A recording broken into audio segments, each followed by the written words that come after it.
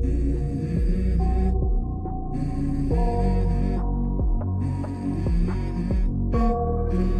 go. I wake up to a little bit of drool on my pillow, feel like it's gonna be a bad day. I'm tired of shit. Hello friends and my lovely viewers. Welcome back to the channel. Today, we will take a look at a new clan that recently came out. These champions are called Estorir spawn. In Spanish, Estorir means to hinder. I wonder if these historical, mythical creatures will live up to their name. They are tanks after all, so they should in my opinion. Let's begin today's video by discussing the male champion first. He gives me a lizard vibe somehow. I don't know how or why, but he does look really cool though, don't you think? If I was to rate him according to his looks, I would give him a 6. I feel like some of you may disagree with me on this, but do keep in mind it is just my personal preference and opinion. It has nothing to do with his capabilities on the battlefield. Now, let's see his active skill next. Hypothermia Ward. He will grant damage immunity to himself and an ally for 5 seconds. It says front row first in the bracket, which I believe means that the front rows will be his priority. And thus if there are allies in the back rows and front rows, one of the front rows will be chosen. And yeah, cooldown is reset each time our male champion is revived. His active sounds pretty nice to be honest, as it grants immunity and not something like reduction or anything. So having a 5 second of this for both himself and an ally teammate can be really good. Anyways, time for his passive skill. This one is called Perma-Winter. He will enter a frozen status for 6 seconds after being killed. When the frozen status expires, our male champion will revive with full health. Each time they're revived, the next frozen status will last for 2 more seconds. If there are no surviving allies on the battlefield while under the frozen status, the battle is immediately lost. I seriously like the idea of this passive skill. He simply cannot be killed unless all the other ally champions in the team are dead. But each time he revives, it will take 2 more seconds for him to revive again after he dies. Like, imagine, he gets killed and remains dead for 6 seconds before he comes back to life again with full health. Then he dies again, but this time it takes 8 seconds for him to come back to life again with the full health. And then again it would take 10 seconds the third time he dies, and after that 12 seconds. You get my point, right? And unless all the other allies are dead, he will keep resurrecting. Is this our new super tank by any chance? Do let me know in the comment section below. Okay, I should remain a little skeptic though.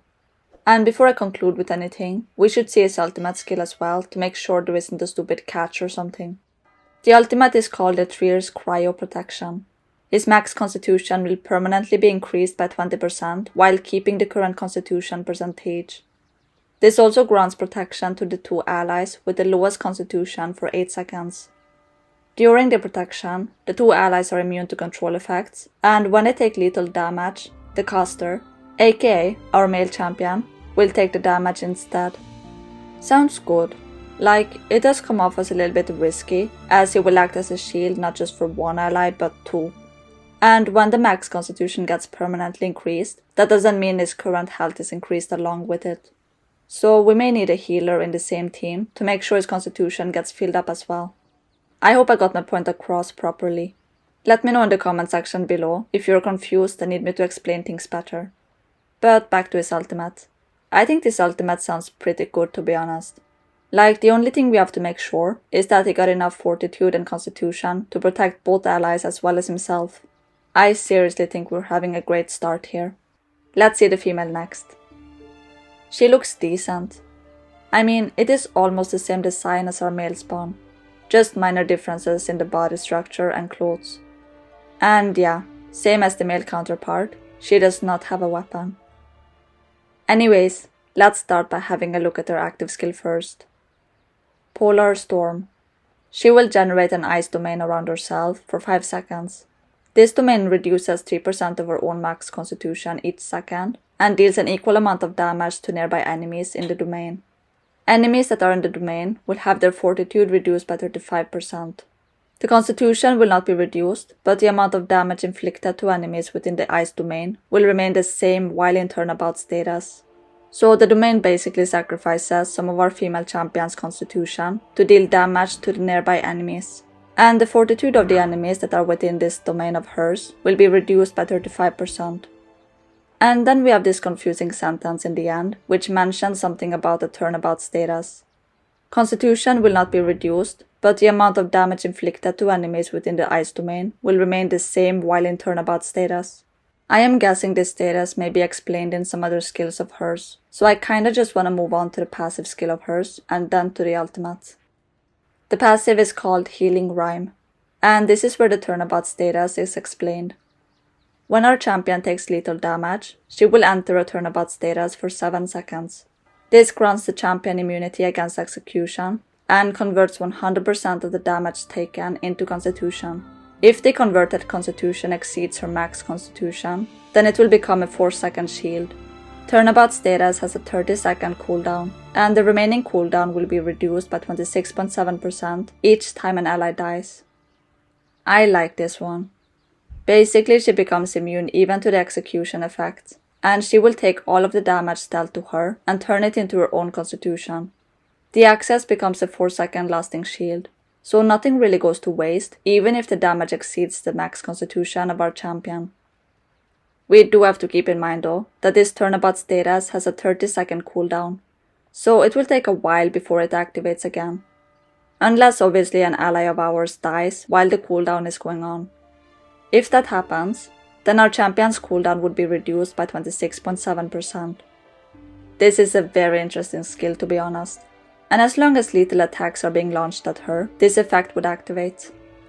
Let us move on to her ultimate skill now, which is called Torir's Frost Breath. She will spit Frost Breath back and forth to a fan-shaped area in front. Each spit deducts her own max constitution by 5% and deals equal amount of damage to all the enemies within the area. It also reduces their attack speed by 30% and constitution recovery by 80% for 4 seconds. The enemies that take Frost Breath damage 3 times consecutively will be frozen for 2 seconds. She will be immune to control effects when casting this ultimate.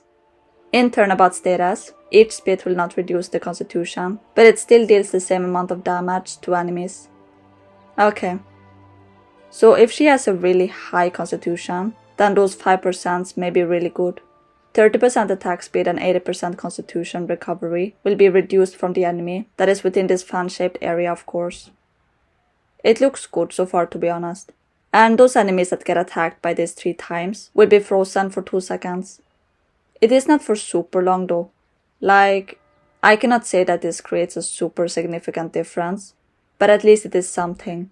And something is better than nothing. She is immune to control effects while casting the ultimate. Oh, and the last part is pretty nice though, cause it is actually beneficial to her if she's in the turnabout status while using this ultimate. That would mean her constitution would not reduce by 5%, but she would still deal the same 5% amount of damage that she normally would. I really hope that made any sense. What do you think about the champion skills by the way? Me personally, I feel like both champions look very good and may be very useful on the battlefield.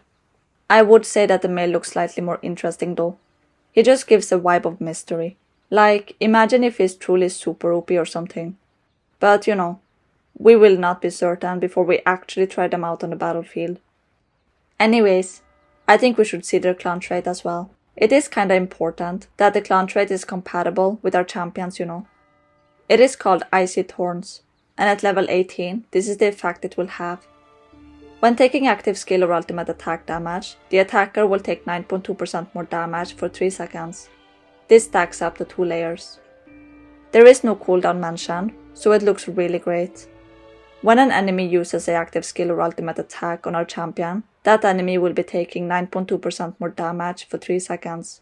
And it stacks up to 2 layers, which means it can be added up twice, so 9.2% on top of a 9.2%. This is a great debuffing clan trait, and I honestly think it may be useful for other champions as well. Well, this is all I had to say for today. Thank you everyone so much for watching today's video. I hope it was helpful. If you enjoyed it, feel free to tap on the like and subscribe button, and do comment below if you have anything you would like to add or if you got any questions. I will see all of you in the next video. Take care, stay foxy, Adios. Bye.